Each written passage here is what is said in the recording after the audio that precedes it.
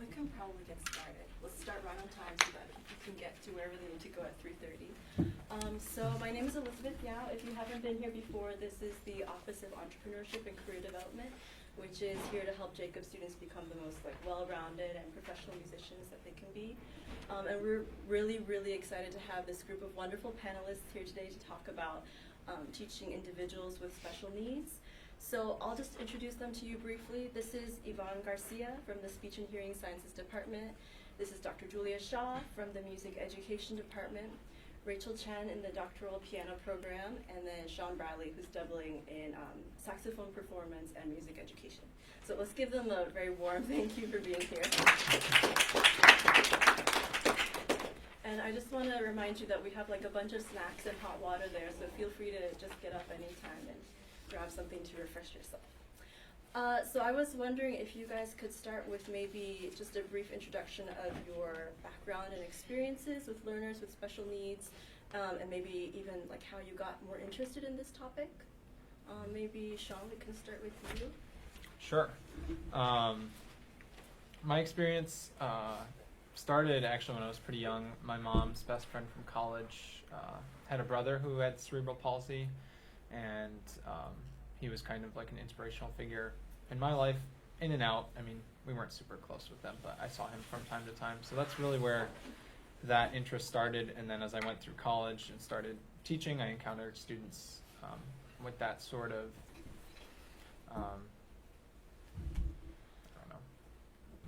background. And I ended up choosing to do my thesis on mentoring students with disabilities. So that's what I'm doing right now. That's just a little bit.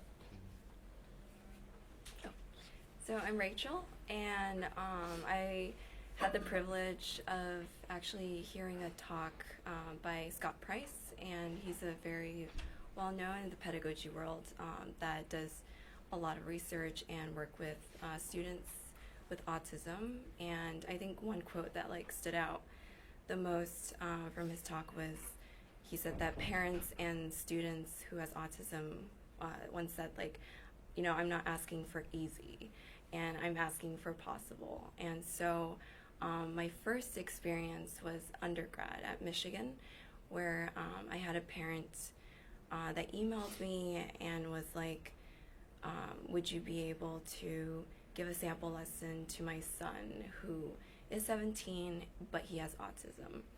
And when I first got that email, like any other students who's teaching would feel like I wasn't sure. I felt like I wasn't qualified because I have no experience and I just started teaching. But I just gave it a chance. And so the first sample lesson I gave, I immediately saw, he's very talented. He's able to improv, and but I did notice some things, he wasn't as verbal. He wasn't able to communicate as well as most 17-year-olds, and his fingers, there was a lot of fingering problems, but his ear was great. He could play whatever I wanted him to play, and so I asked the mom, I said, I'm not experienced, do you mind if I give it a shot? And she said, it really doesn't matter. We've been searching for a teacher for years, and we just want someone who's patient and understanding and is willing to, work with him. And that's all we want, because we want him to have the same chances as everyone else. Yeah, and so I started then, and now he's actually doing his bachelor in piano performance at EMU. And it's one of my very proud moments. And so ever since then, I just love teaching students with autism, and because I feel like I make an impact in their life. And I'm not as special, I don't think I'm specialized in this, but I want to do more of it. And that's why I'm here and want to share my experiences with you guys. Yeah. Hi, my name is Julia Shaw. I serve on the music education faculty. I got interested in this topic when I started my career as a public school music teacher. So there we had large traditional ensemble classes, big choirs, orchestras with lots of students, and we had a lot of students with different exceptionalities that were mainstreamed in those classes. And then we also had some for whom that was not the least restrictive environment for them, and they needed a more intimate setting where we could more carefully tailor the musical experiences to their strengths and their learning needs. So I got to teach an adaptive music class, and I saw the students every day for an hour, and it was amazing to interact with them in that setting. Then I've also had a choir for individuals with exceptionalities as part of the Chicago Children's Choir, a community-based organization. So it was a high school specifically for students with disabilities, and then I got to direct the choir within that high school. And then now one of the courses I teach is titled here at Jacobs, Inclusive Participatory Music Making, and it's predominantly populated by music education majors, both undergrad and graduate. And we get to teach in some community-based settings that are for students with exceptionalities. So we help with the adaptive music classes at Grandview Elementary, University Elementary, and then a new organization, the All Abilities Choir, which is for adults with a range of exceptionalities who would like to sing. So Jacob students get to develop the lesson plans and the rehearsal experiences in those schools, and I get to mentor all of that. Hello everybody, my name is Yvonne. I am a graduate clinician over at the Speech and Hearing Clinic, just right across the street from you all. And my experience working with, I would say, the population of autism really kind of started more so now my graduate experience. I've had the opportunity to work individually with children that come to the clinic. For example, I've had an individual, mostly the younger kids. I work with 3-year-old, 4-year-olds. I'm currently in a preschool setting where one of the children that I work with, he has autism, so it's kind of cool to have him in the individual setting and also more so in an inclusive setting where we have some peers. We also have some other children with disabilities, so it's kind of nice to see that aspect of, you mentioned the mainstream classroom, which is really nice. And we also have done camps here in Bloomington. We have a Camp Connections thing, a partnership with Camp Connections and MCCSC, where it's moderate to severe disabilities, and the majority of those students have autism. So we kind of get the hands-on experience, how to teach them not only speech and language abilities, but also just kind of day-to-day interactions, their typical routines, and stuff like that. So more so on the clinical side of things. Very cool. So I want to make it clear that this is open to questions. So if anything comes up for you, just please raise your hand. I'm sure they'll be happy to answer anything. But before we go to that, I was wondering if you could explain some of those more complicated or more technical terms on the first page of the handout. And maybe we can start with the ZPD and constructivist principles about halfway down the page. I was wondering if you could speak to that, Dr. Shaw. Oh, I thought Sean was doing that. So I can do that. It was actually in the learning processes class where I got some of this stuff. Which I also teach. Yes, So. so that's why I thought maybe you could. But I can. You wanna Your go name for it? was Let by him it. show Yeah. what he learned. You start. It's been 2 years. I can go ahead. Essentially, when trying to work with a student, any student really, not just a student with an exceptionality or disability, is trying to find that like sweet spot of where they're going to be able to achieve at a level that satisfies them, that can be done with, I don't know, you already said least restrictive environment, but that's not quite it. I just have that in my mind now. So there's what a student can do independently already, and then there's what they can do with help from adults or more capable peers. And the zone of proximal development, or ZPD, a proximal goal is something that's close by, something we're almost able to do, and we can do it with a little bit of help. So it's in that area between what one can do independently and with assistance. And that tends to be a sweet spot, as you said, of an appropriate degree of challenge, where the experiences we provide are likely to be engaging and meaningful and productive. Yeah, cool, thank you. And the constructivism is? Constructivism would just be learning in groups or from peers. So my experience is less with students with disabilities in a music setting, is more in a classroom setting. So generally trying to get a group to accomplish something together. And what's really interesting, as part of my thesis, I'm going out and interviewing students who are part of United Sound, which is this national nonprofit where they go in and mentor they set up mentor groups of peers who are neurotypical, who are students in a classically trained orchestra class, and they take students from a special education class and they pair them up and put them in groups, and they modify the music, and then they get to perform several times throughout the year together.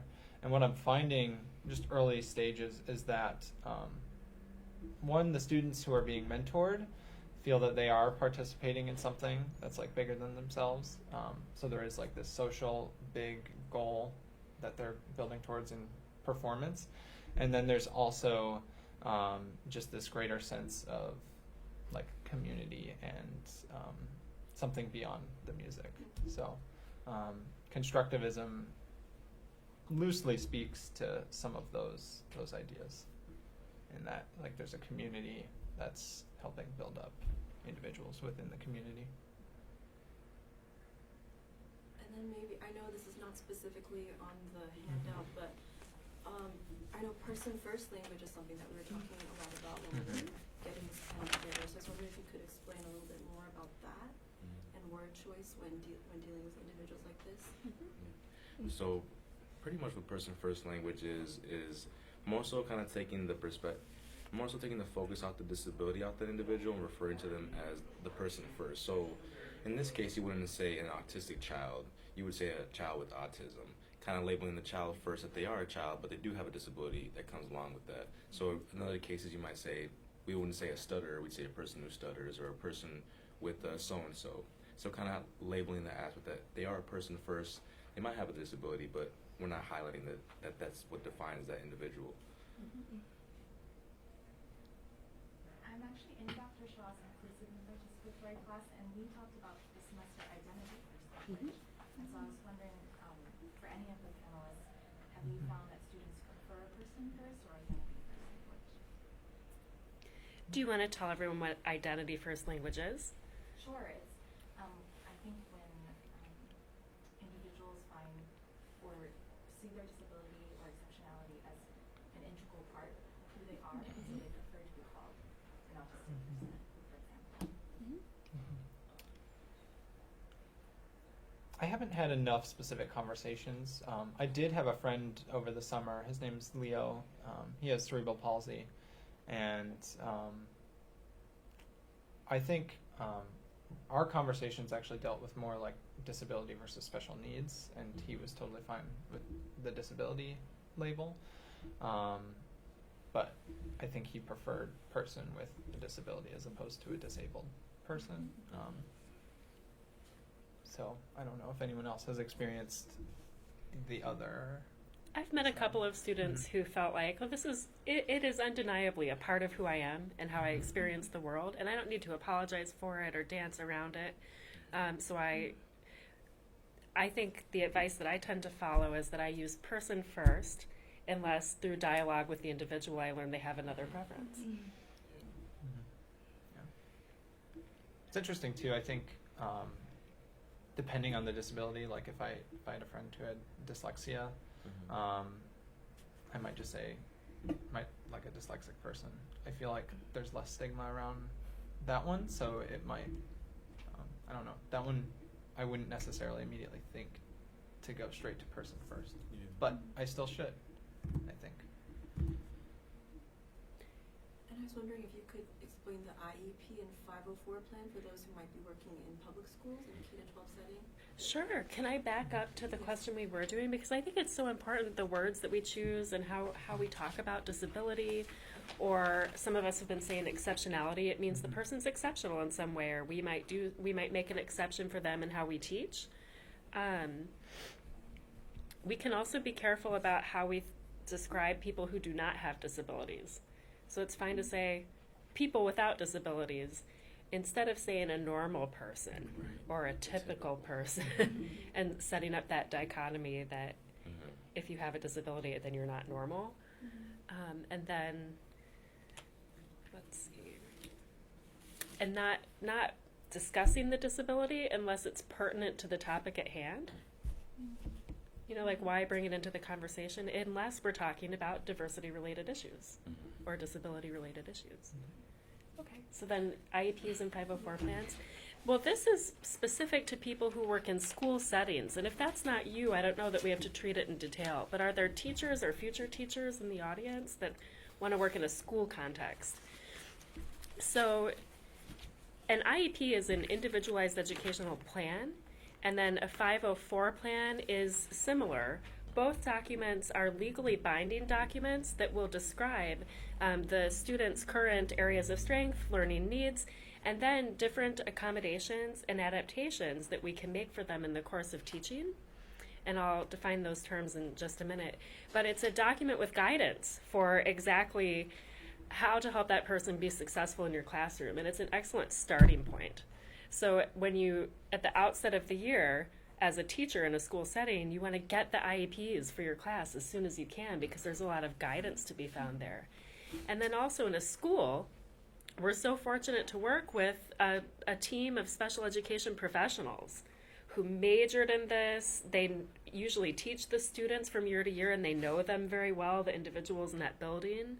And then you'll have paraprofessionals who might work closely with one individual, and they know their strengths and needs really well.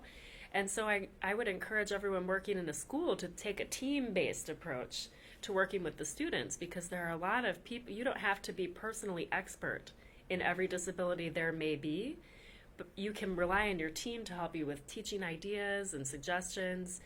And then the 504 plan and the IEP, not only are they helpful, they are legally binding.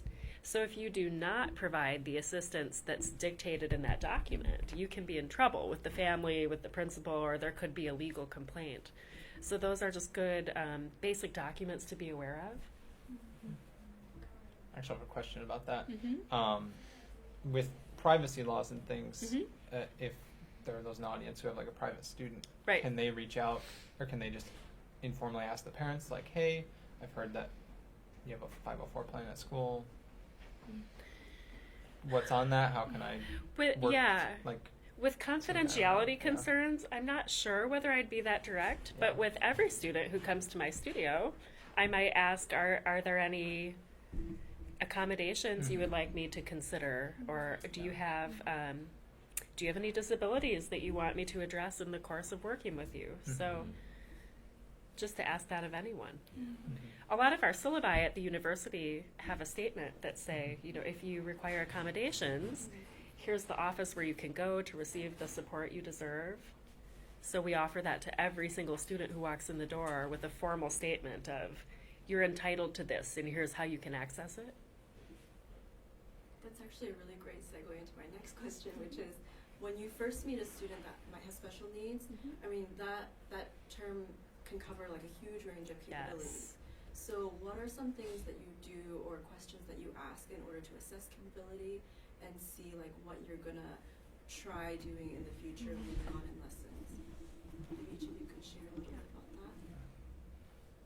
This end first? Okay. One strategy I've been given in my training is actually to assume ability first, and to assume that the student is able to accomplish whatever task I give them. And then if there are struggles, then I start to come up with strategies to address different ways to approach the problem. So that's just one way for me. For my experiences, my experience would be this parent would just tell me, my student has this problem, and then I think my immediate question would be, I would ask, how is she or him at home, and how about at school? And I feel like parents are the best source for the student.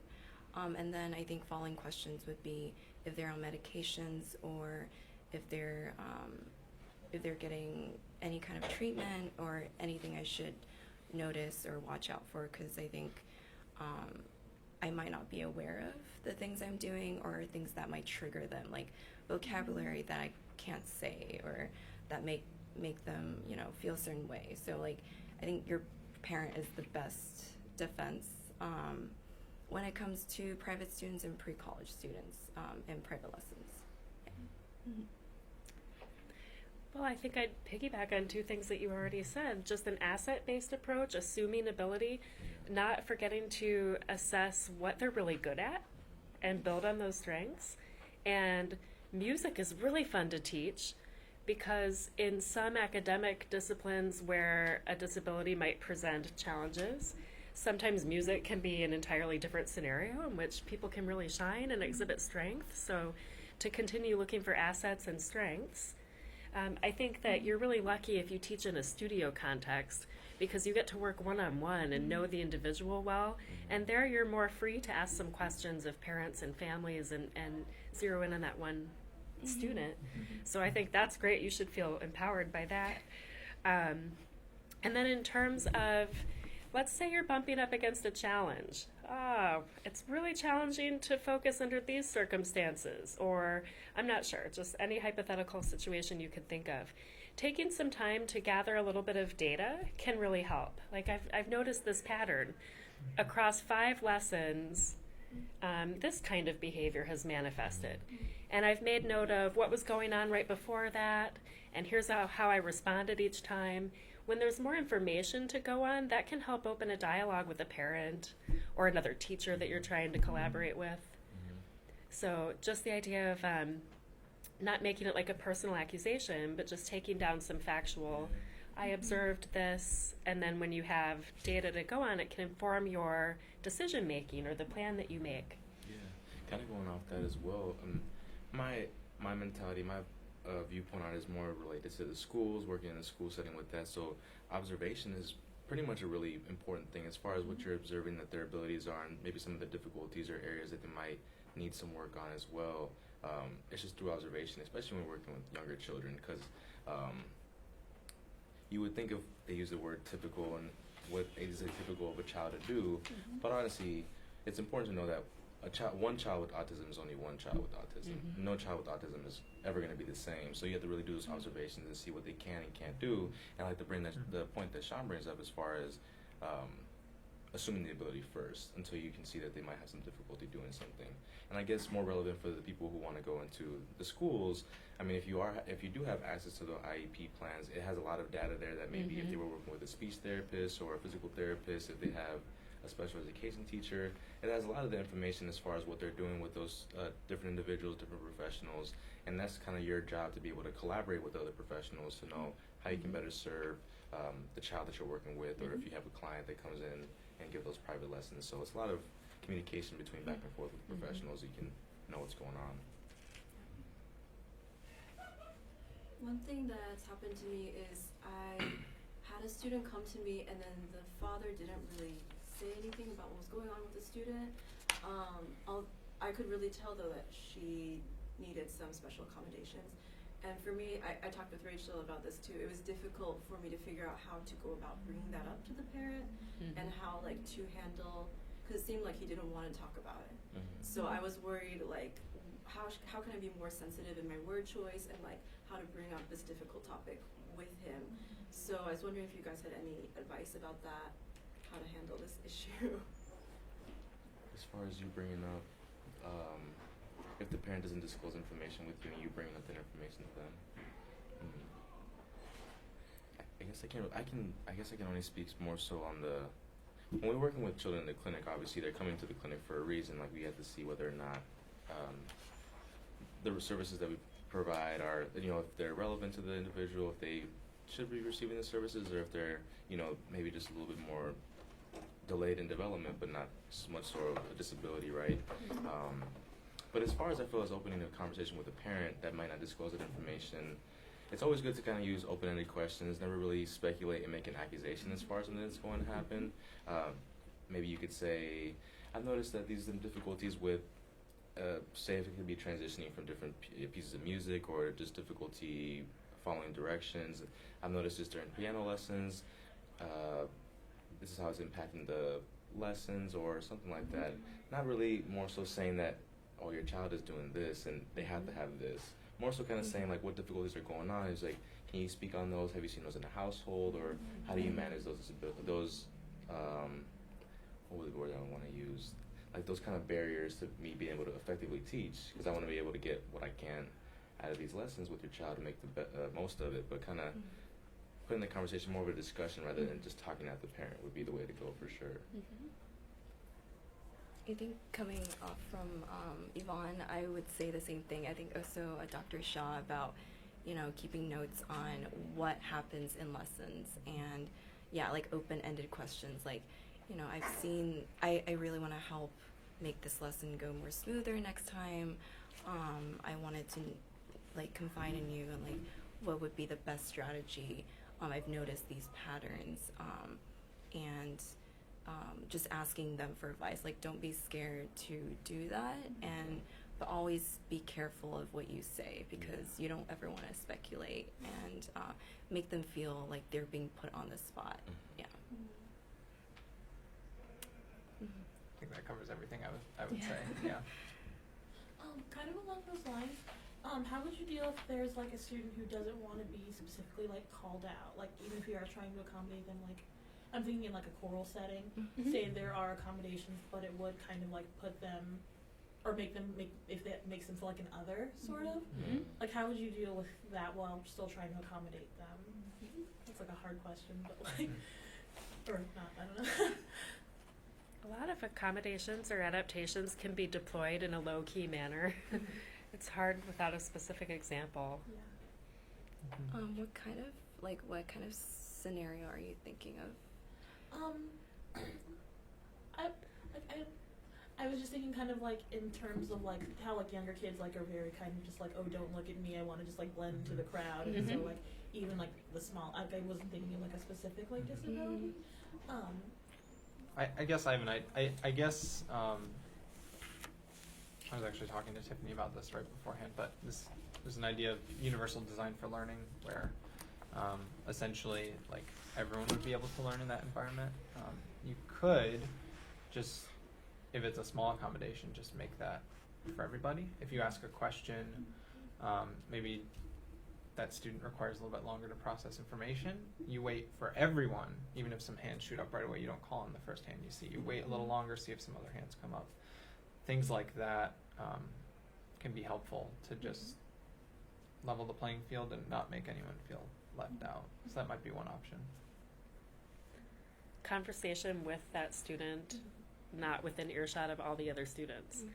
Okay, you're allowed extra time on your tests. It's okay with me if you conclude the period and leave with your peers, and we'll agree that we'll meet at this time to resume if you need more time.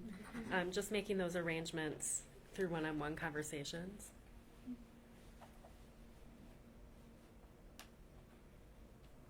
Alright, so what if you've got a student with an exceptionality and you have discovered this teaching method that just works amazingly, you've got a breakthrough with it. Great. But then you use it and then at like a parent-teacher conference or something, you tell their parent about it, and then their parent suddenly decides that that's not okay for you to do, and like, oh, you're just treating my child like they're different, and I won't allow you to do that, and like acting as the one authority on their child, and are threatening you if you continue to do that, even though that was a major help to that student. You're talking more like in a educational setting where you have the parent conference, or more of like a private setting? I mean, yeah, I'm thinking it in like a private setting, like all the teachers, like there's a night where all the teachers are there, and then parents can go from teacher to teacher. You can go. Okay. So, I feel like with these situations, sometimes parents will say things because of other, like, have emotions because of other reasons. And I've had a lot of instances teaching just students in general, like private students, and me just saying, I'm really happy about this progress and really excited, and I show that I'm, really proud, but the parent takes it the complete different way. And the first thing is, like, I would think, no emotions should get involved. Like, I know we're both here for this kid, and open communication again, and just understanding why they're having this emotion and communicating, what I'm doing and what is it that you disagree on, and just taking emotions out of it and just hearing them out, and follow-up emails, and just really not take it to, like, it's not against you. It's like we're both here for this kid. Yeah. Mm-hmm. I would just kind of go a little bit off that as well. We always are told that parents honestly play a crucial role as far as developing different goals for their child. Obviously, they're the ones that spend the majority of the time with this child. But at the same time, we always, they hear this word advocating for our children and making sure that, especially when it comes to like those types of conferences, like when you have more of like the IEP meetings and stuff, you advocate for your services. Mm-hmm. So it would never be like Rachel mentions, don't really get your emotions in there, but you'd want to advocate the way that if this child is making progress and this is working for them, maybe you can talk to the parent as far as figure out ways of how you guys work together. Like, for example, what is it that you would want me to change? Like, what are you looking for in the lesson plans? And maybe you could say, I've been doing this and this works. How can we change it as far as what you see is ideal? Because at the end of the day, if you see that it's making progress, you want to advocate for the fact that you're not changing the routine for that child. You're just kind of making it more so accommodating for that individual. How you have noticed that they're able to learn better, work better, and perform better in a certain manner. But you would never want to butt heads with a parent for sure, because they know their child the best, honestly. I value the suggestion not to take it too personally, and I'm on the parent side too, and parenting forever changed how I see teaching. So you send to school or music lessons like the best that you have, right? Like that's your precious somebody, and if you think someone might harm them or something, you can turn into a grizzly bear crazy person, even though like you don't mean to, And my children's piano teacher is in the room, so she's amazing. And but I think like someone who's been very genuine and open has communicated with you, and it's obvious that they want it to be a wonderful experience for your child. It's hard to imagine how you could be upset about that as a parent. And like, I think teachers' motivations, their student-centeredness, their positivity usually radiates, and you can feel that as a parent and appreciate it. So I hope you won't run into too many of those scenarios. But their interesting emotions can get wrapped up in ways that they respond to things. And let's say that your child has not received a diagnosis, and it wasn't on your radar that there might be something about their development that's not typical. That can be challenging info to receive, and it is emotional, and it raises a lot of what ifs. And that's not your fault as a teacher. So I think like continuing to focus on what's positive that I can offer educationally, and not being offended or off-put if a parent is having a moment. Well, maybe we can move on to the accommodation teaching strategies on the second page of the handout. And let's just start with the idea of like managing or changing your expectations. So maybe if you could speak a little bit to that, and then the other points below that about your tone of voice and word choice.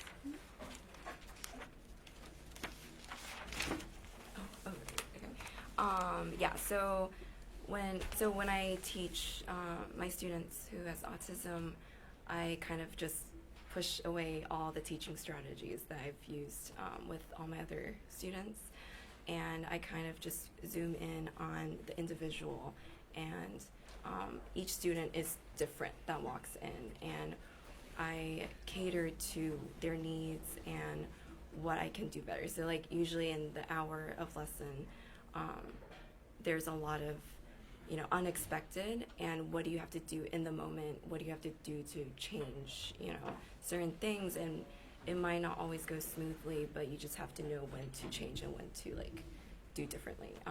One thing I notice is their tone of voice. Sometimes because they have more their sensory behavior is more spiked, so maybe the tone of voice you can adjust to maybe higher, or like when you're trying to demonstrate like softer, you would like whisper like that. They're not, because they're verbally not as it's harder for them to talk verbally, but don't assume that they don't understand. So just, you can still talk to them, but instead of saying a vague thing like, play it in like lightly, you can actually demonstrate on their hands what does that mean? Like the heaviness or like the lightness of what you want to play. So things like that would be helpful.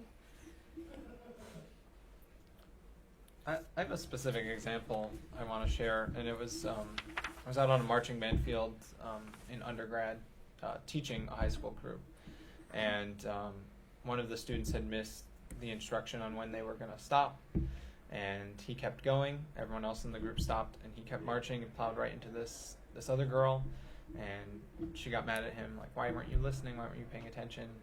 And he absolutely lost it and just screamed at her, like full-fledged screamed in her face. And prior to taking my special education course in undergrad, I probably would have gone up to that student and like reprimanded him and been like, we do not talk to each other like that. Probably would have yelled at him and like taken him off the field. And in that moment, I just let him be, said, go back to your set, let him cool off. 20 minutes later, when they got a water break, I went over to him after he'd calmed down a little bit, and I just talked to him about it. And I, you know, whether or not that student actually had an emotional behavior disorder or not, I still think handling situations like that, knowing that they can come up, especially with students who do have a diagnosis or something, that being patient like that does pay off. And it was a much better conversation that I had with him 20 minutes later than it would have been on the field in that moment. So. I was going to touch on one of the bullet points as far as students may need very simple, clear words and sentence structures. For sure, definitely when you're talking about technical terms with music, I mean, if I had a piano lesson right now or any type of musical instrument lesson, I would want some direct instructions, very simple for me because I don't know all the terminology. But it's very important, especially if we're working with younger children or someone whose language not might be as developed. You definitely want to keep in mind to still use the language that you would use, because language development, especially for younger children, when you're using the vocabulary you use, you're using longer sentences, kind of adding all those descriptive words to those sentences. It's very helpful for those children to kind of develop language and know more complex forms of language. Because, for example, I know a lot of the kids that I work with in the preschool have like 1 or 2 word requests, so they'll say like cookies, cookie please. And so what we do, we use this technique called like recasting and expansion. So basically you're just taking what they say but elaborating on it, so putting more language. So we would say, oh, you want the cookies, like I want cookies please, or I want the big ball please. You kind of add on to that. So you want to expect they could have some type of a decrease in language, but you still want to kind of bombard them with all your language and kind of help them facilitate in a different area while you're still teaching them your lesson, which would be very helpful for them. There's one thing to add. I think also coming off from what you said, just keeping it a structure. I think they work best when there's a routine, when there's a structure. Like what I do is when a student comes in, I would immediately greet them and say, you know, hello and how are you doing? And then they would sit at, you know, the piano, and then I would then proceed on telling them, you know, today we'll go over, you know, 5-finger patterns, then we'll move on to your solo repertoire, then we'll do some sight reading, and then we'll end with a fun game. So they know in their head, you know, like I'm going to this, and this, and this. And same with introducing a new piece. Like I have the 5-step rule, which is, you know, notes first, then rhythm, and then just where are the sections that that you can break apart, and repeating that, and then completing the whole piece. So they know, you know, I'm going to do this and this and this, so they're not in a panic mode. I think that really helps with helping them, yeah, in lessons. A lot of people appreciate a routine and knowing what to expect. Yeah. I like when I get the agenda when I go to a meeting. Yeah. I guess that also ties into transition methods, so maybe we can talk a little bit more about what that looks like specifically for different settings. Can I talk one more Yes. thing real quick about routines? Some students may actually need an even more strict routine. I had a friend who's a euphonium player, and she had a private student who would just kind of shut down if they didn't stick to their strict schedule. So she started keeping a timer on the stand during the lesson, and she had to write out before each lesson, like after 5 minutes of scales, we're going to go to our etude, and then we'll take a break, and then we'll do this. And if they didn't stay on that schedule, the lesson was pretty much, it blew up. It just like fell apart. So like it's good to have a lesson plan, but it's also good to be aware of some students actually needing like that strict of a schedule and routine. And coming off from Sean, one of my student, there was one time I was 5 minutes late, and then he would just knock constantly, and no matter if I like open it up and be like, just wait, like they just can't. I think they want to be very punctual. They want everything to be exact. So when it's not exact, when it's not punctual, they just can't take it. And so when you teach a student like that, just know like before the student, maybe I should leave a gap so I won't go over, and afterwards like always time it, and they want the structure. Yeah. I have a question, which I don't really know where it fits in, but maybe in this part. So what are some of your suggestions of students with special needs or disabilities that have trouble holding their attention for more than 2 minutes or 3 minutes? Because I've taught some before, but I would love some more guidance in that area. Do you want to? Well, right now, so I just finished, our last day of preschool was on Wednesday, so for the majority of the semester I work with he's about 3.5 years old, and he has autism, and attention was the hardest thing, honestly. It was, because, like I said, every child with autism is much different. So for example, for him, it was a lot of when you would interact with him, he kind of lacked that joint attention, which is what pretty much just you guys attending to the same thing at the same time. And so if I wanted to target something, if I wanted to play an activity with him and kind of have him request for things, it was very hard to get his attention to it because he just wanted to be all over the room. Whether or not I still use like these like transitioning methods right here with visuals to kind of know what we're doing, it was very difficult. So one thing that I found useful working with him is kind of manipulate what I want to do in a way that would interest him. For example, if I was playing a game that involved different colors, he liked to line up things in color, like by color order. So in order for me to get his attention to come back to the activity, I will line them up by color order and kind of do it in a way that is more of an interest to him, more highly motivating to him. So kind of tailoring your teaching style or your activities that you're doing with the child to kind of to motivate him, and then you get that attention. You might not have the joint attention together, but at least he's attending to the activity that you're doing with him. Coming off from that, right now I teach 4-year-olds, and I remember the very first month, the student wasn't able to keep attention for more than 10 seconds. He would just like look up and just run around. Sometimes would cry and all of that. So again, like asking the parent is the best thing. So I asked his mom, and his mom said, if you could just play for him, because he likes hearing it. He likes hearing the music. So I started to do that. And when I played it, he was like very attentive. And I said, do you want to, play this? Let's take it bar by bar. So then again, manipulating what he's very interested in, and then breaking it apart, and then doing that might be helpful. Yeah. Some simple things that I've observed just in my thesis work. There's one student I'm observing, and her mentor, she does have attention problems, and her mentors actually will do one of two things. They just tap her on the arm if she starts looking around, and if that doesn't work, they'll actually say her name, make up a name real quick, and they'll just do, Amy, over here, and they'll just like have like a little musical jingle that they'll call, and then she kind of like perks up, focuses. And those two things the mentors have said have seemed to work really well. A couple times they did have to like get up and walk around the school with her, but that's more of a rare case. But those other two strategies were simple and effective. Intentional changes of pace. We were talking about adaptations, accommodations, and universal design, which came out of architecture. Instead of needing to build a ramp to make the building accessible, why don't we just eliminate the need for a ramp at all? So how can we design things from the outset to be as accessible as possible. So one brainstorming strategy I use, sometimes we want to present information to children in several different ways so that they can grasp on in the way that is comfortable or preferred for them. So thinking about musically, is there a rhythmic element I can highlight, a tonal element, whether that's something melodic or harmonic, and then an expressive element, dynamics, articulations, and then how could I present each of those visually, orally, or kinesthetically? And then layering them in different combinations. So here's a rhythm, and I can show it to you visually through some iconic notation maybe, or standard notation. Or I can play a clapping game with you and have you hear it.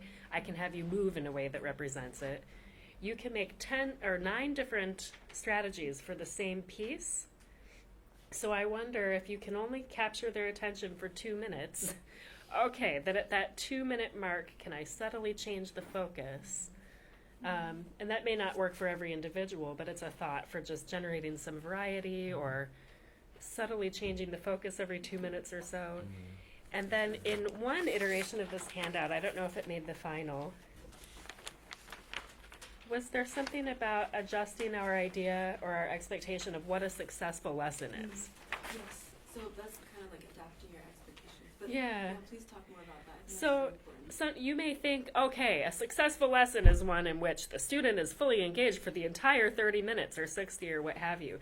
But for some folks, it might be a victory if you can stretch that 2-minute window to 4. So, I mean, the incremental success and tracking success over time. If you were to compare your first lesson with them in September to the last one in May, you might be quite pleased with what you did, even if each individual lesson wasn't fully what you hoped or what you might expect of another student. Can I ask specifically about accommodations or adaptations in a performance setting? And what you may have used in the past or seen, musical or non-musical? Yeah. Imagine like a second grade play or something. At least in an ensemble setting, I've done this whether it's been a student with a disability or sometimes I even have to make parts more challenging for students who are very bored with a musical part. They're above the level of the ensemble. So just being comfortable with arranging software and changing things. In my thesis observations, they actually color code the notes for the students, and the strings on their violins are they have colored tape underneath, and so that way the students are able to play along. There's lots of rests inserted, and there are other students playing along who have the melody, but the notes that they play fit. So, yeah. Custom written parts. Extracting a single part. If a choral score is too much information on the page, give that individual the alto line. Color coding, I agree with. What about having an aide on the stage? Sure, absolutely. Yeah. Or a peer mentor. Yeah, peer, especially if you mention more like a performing thing, a peer that might walk out with the student. I mean, what better way to learn than from a person of that age as well. Rachel, can I ask for your piano students in particular? I imagine at their recitals Yes. quite often. Yeah. Do they like to perform? Do you often go on stage? I noticed, I don't know, I don't want to generalize, but I noticed they love performing and they do really, really well. They're proud to go on stage. That's usually what happens. And I did notice with like my students, they don't get nervous, and I'm not really sure why that is, but they're really excited and they love performing. Yeah. But coming off from like deconstructing the music because there's too much, that could also work for lessons. With one of my student, rhythm was really hard, so just actually drawing out that 2 measure or 3 measures and having them draw it. So some students like to draw it like out, so you would draw with them, like you would have a piece of paper and then they would have a piece of paper, drawing the rhythm out, just those 2 measures, and then clapping. So that's the second step. And the third step, they can say like ta or ta-ah, and then being like, look, this is the exact same thing as what's right there, and can you do the same thing there? So, yeah. Yeah. If you have a bad lesson with a student at one point, just they don't get anything done, they're feeling frustrated, and and everything like that. How do you judge how to address that in the next lesson? How do you figure out like to just move on like it didn't happen, or like to acknowledge it and be like, okay, so that was that, and now let's get better? How can you judge that?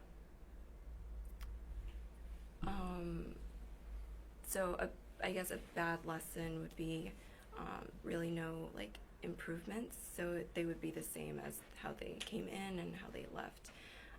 Again, I think just not take it personally. Just know that this is a process, and you might feel like they haven't learned this week, but they actually have, and it just takes them a little bit of time. And like, you know, it's maybe like in 2 or 3 weeks, what you talked about 3 weeks ago, it works. But just be patient, and you know, you don't really have to address it unless you see a big, like a rock, like that's like barrier. But always change your strategies. Always think of what can you do. Maybe you can change the way you talk, or more visuals, but never think like a bad lesson is like the end. Mm-hmm. Yeah. Mm-hmm. For sure. All I can add on that, I guess since my focus has been with younger kids, so I can't just tell a 3 to 5 year old like, hey, we were not doing well. We didn't do good the other week, so let's get it together this week. Yeah. I would definitely just touch upon what Rachel said. Just kind of, even just facilitating a discussion with the individual would be very helpful, as far as if they are aware that they might have had a frustrating session, not necessarily a bad session, but maybe frustrated, you know, they were having a difficult time, kind of have that discussion with the individual and say like, well, what can we do a little bit better this time, or different this time, to kind of minimize some of those distractions, minimize the frustrations, just kind of letting them be in charge of what they can and can't do in that session would be very helpful. In behavior analysis, they talk about the ABCs. Mm-hmm. So antecedent and then behavior, if you're trying to shift a behavior. But if you had a moment in the lesson where you hit a wall together, not to put it all on someone else's behavior. And then the consequences. So before we hit the wall, what was happening? What were the antecedents? And then how did I respond afterward? Sometimes thinking through those things for me helps reveal possibilities for moving forward.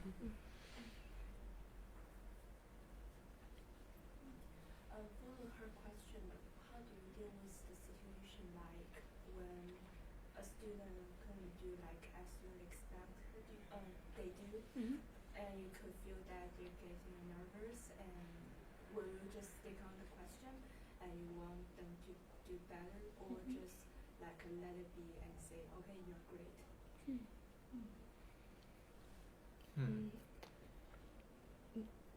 I don't know. That's interesting for me. So one of the strategies I'm seeing used a lot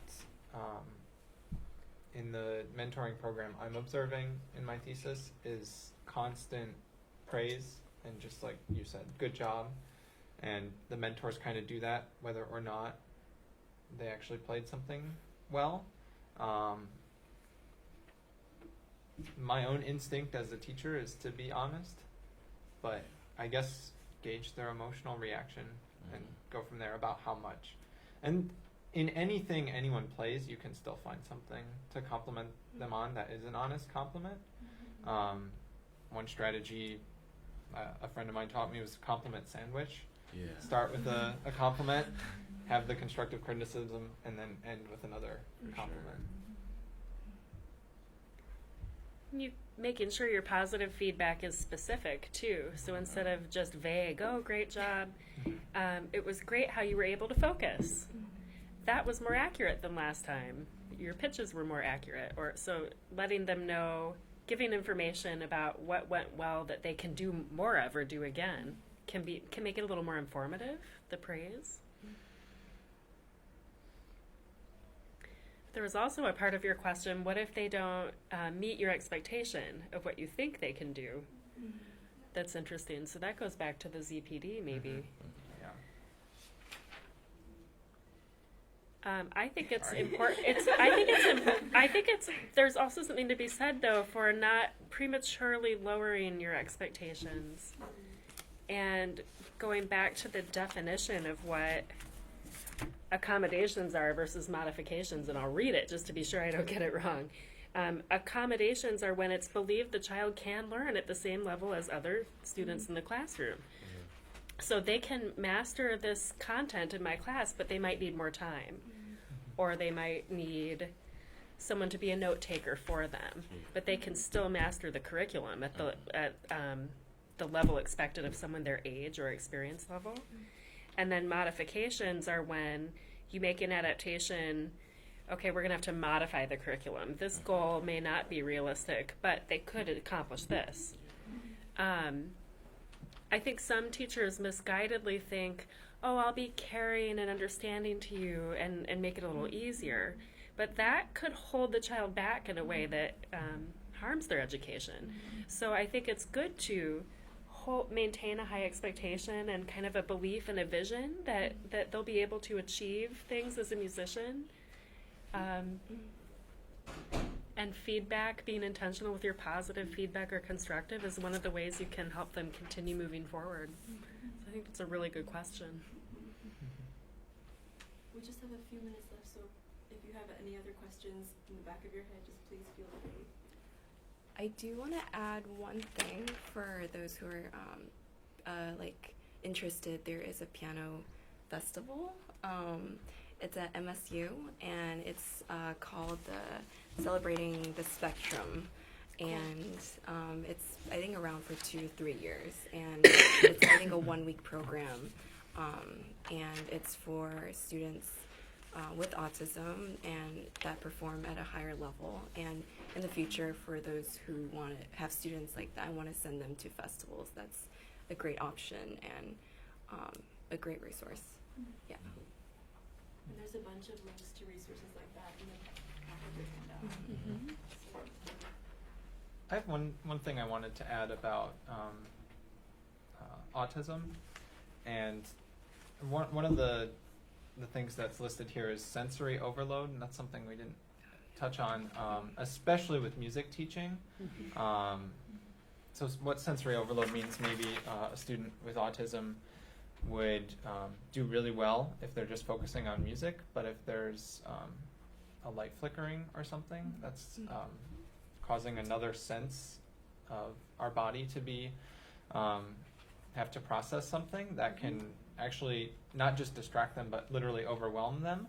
I have a friend of mine who has autism, and he was the pianist in my high school jazz band, and I don't know if someone was playing while our director was talking, but those two conflicting things, he just screamed like, I can't take this anymore. He screamed and like kicked the door open. I don't even think he used his hand. He just like ran out the door, and our band director knew what was up, and he just let that play out. But something, I interviewed that student later on for a project in school, and he also mentioned to me, as a percussionist, he played piano in jazz band, but he's also a percussionist in band, just like the physical layout of setting stuff up, the sense of like space and touch was also difficult for him. So thinking about, if you're teaching a private student, if it's here, how much noise is there coming in from other rooms around you,